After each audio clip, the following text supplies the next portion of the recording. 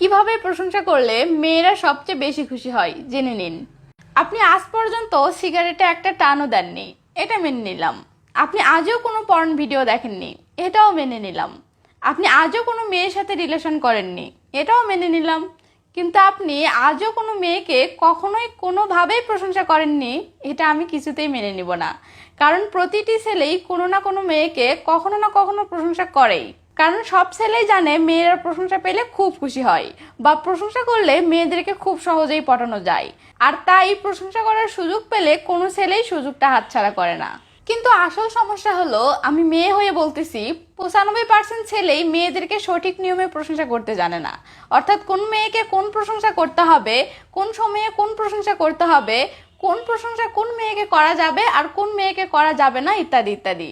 ফলে ঔষধ অনেক পাওয়ারফুল হওয়া সত্ত্বেও খাওয়ানোর সঠিক নিয়ম না জানার কারণে ঔষধ কাজ করে না। আর তাই আজকের ভিডিওতে ওষুধ খাওয়ানোর প্রশংসা করার সঠিক কৌশল আমি শেখাতে যাচ্ছি। তো তাহলে আর দেরি কেন, চলুন ভিডিওটি শুরু করা যাক। নাম্বার 1, কোন মেয়েকে কোন প্রশংসা করতে হবে। হ্যাঁ, 95% ছেলেদের মূল সমস্যাটা এখানেই। তারা শুধু জানে প্রশংসা করলে মেয়ে পটে, কিন্তু তারা এটা জানে না যে কোন প্রশংসা কোন মেয়েকে করলে কাজ হবে। দেখেন মশাই, একটা জিনিস মাথায় ঢুকিয়ে নেন, যে মেয়ে দেখতে সত্যি অনেক সুন্দর, আপনি তার রূপের 1000 প্রশংসা করলেও কোনো লাভ নাই। যে মেয়ের কণ্ঠ সত্যি অনেক সুন্দর, আপনি তার কণ্ঠের যত সুন্দর করে প্রশংসা করেন কোনো লাভ নাই। যে মেয়ের হাসি সত্যি অনেক সুন্দর, আপনি হাসির যতই প্রশংসা করেন কোনো লাভ নাই।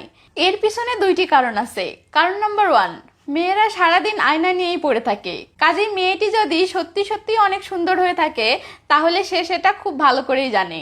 আর হাসি যদি সত্যিই সুন্দর হয়ে থাকে, তাহলে সে সেটা খুব ভালো করেই জানে। আপনার থেকে জেনে খুশি হওয়ার কিছুই নেই। কারণ নাম্বার 2, মেয়েটি যদি সত্যি সত্যি দেখতে সুন্দর হয়ে থাকে, তাহলে আপনি 100% কনফার্ম থাকেন আপনার আগে কয়েকশো জন কয়েকশো ভাবে তার রূপের অনেক প্রশংসা করে ফেলেছে। এখন আপনিও সেই প্রশংসা করে কি চুল ছিঁড়বেন? আর যে কথাটি মেয়েটি এর আগে বহুবার শুনেছে, সেই একই কথা আপনার থেকে শুনে মেয়েটি কেনই বা খুশি হবে বলুন? তার চেয়ে আপনি যদি তার বালের প্রশংসা করে বলতেন তোমার বালগুলো অনেক সুন্দর, তাও তো মেয়েটি এটা ভেবে খুশি হয়ে যেত যে যাক, নতুন একটা প্রশংসা পেলাম।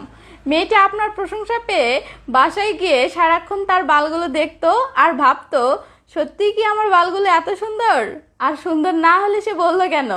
এতক্ষণ থেকে বাল বলতে যেটা বুঝে আসতেছেন সেটা মাথা থেকে বাদ দেন, খুব নোংরা লাগতেছে। আমি মাথার চুলকে হিন্দিতে বাল বলেছি, বুঝলেন মশাই? তো তাহলে মূল বিষয় কি দাঁড়ালো? যে মেয়ে যে দিক দিয়ে সত্যি সত্যি এগিয়ে আসে, সেই মেয়েকে সেই সম্পর্কিত প্রশংসা করে লাভ নাই, বরং তাকে অন্য কোনো প্রশংসা করতে হবে, যেই প্রশংসাগুলো তাকে কেউ আজও করেনি। এখন সেই প্রশংসাগুলো যত ছোট ছোট ব্যাপারের উপরই হোক না কেন, সেই প্রশংসাগুলো আপনার থেকে সর্বপ্রথম পাওয়ার কারণে মেয়েটি অটোমেটিক আপনার উপর খুশি হয়ে যাবে। এবার আসি পরের পয়েন্টে। তো নাম্বার 2, কোন প্রশংসা কোন সময়ে করতে হবে। দেখেন মশাই, ছোট্ট একটা প্রশংসাও আপনি যদি পারফেক্ট সময়ে করতে পারেন, তো সেটাকেও অনেক বড় মনে হয়, সেটাও মেয়েটির মন ছুঁয়ে যায়।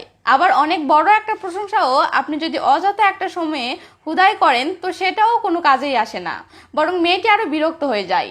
জানি উদাহরণ না দিলে ক্লিয়ার বুঝবেন না, তো চলুন উদাহরণ দেই।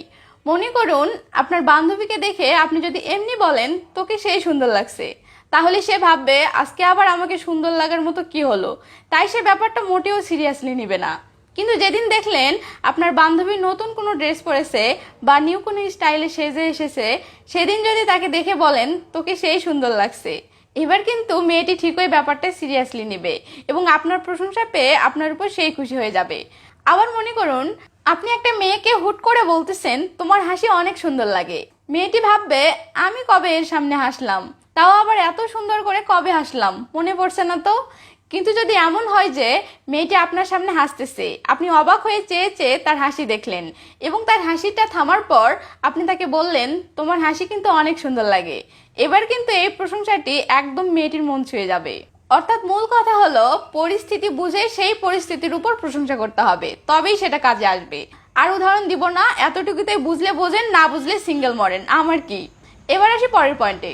নাম্বার 3, কোন প্রশংসা কোন মেয়েকে করা যাবে আর কোন মেয়েকে করা যাবে না। ভাইরে ভাই, এই ব্যাপারে কি আর বলবো, এই ব্যাপারে বলতে গেলে বলার আগে ইচ্ছে করে আপনাদেরকে গাছের সাথে বেঁধে আগে ইচ্ছা মতো পেটাই, তারপর বুঝাই কারণ আমি দেখেছি ফেসবুকে আমাকে যখন কোনো অপরিচিত ছেলে নক করে আর আমি তাদের রিপ্লাই দেই, তখন তাদের সাথে দু একটা কথা হতে না হতেই তারা এমনভাবে প্রশংসা করা শুরু করে যেভাবে আমার সবচেয়ে কাছের কোনো বন্ধুও প্রশংসা করার কথা না।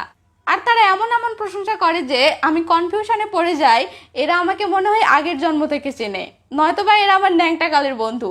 তখন খুশি হওয়া তো দূরের কথা, ইচ্ছে করে মাজায় লাথি দিয়ে দূরে সরাই দেই। তো যাই হোক, মূল কথা হলো যে কোনো মেয়েকে প্রশংসা করার আগে আপনাকে বুঝতে হবে আপনি যে মেয়েকে প্রশংসা করতে যাচ্ছেন তার সাথে আপনার কেমন সম্পর্ক, এবং সেই সম্পর্কের উপর ভিত্তি করে আপনাকে সবসময় সিলেক্ট করে নিতে হবে কোন প্রশংসা তাকে করা যাবে আর কোন প্রশংসা তাকে করা যাবে না।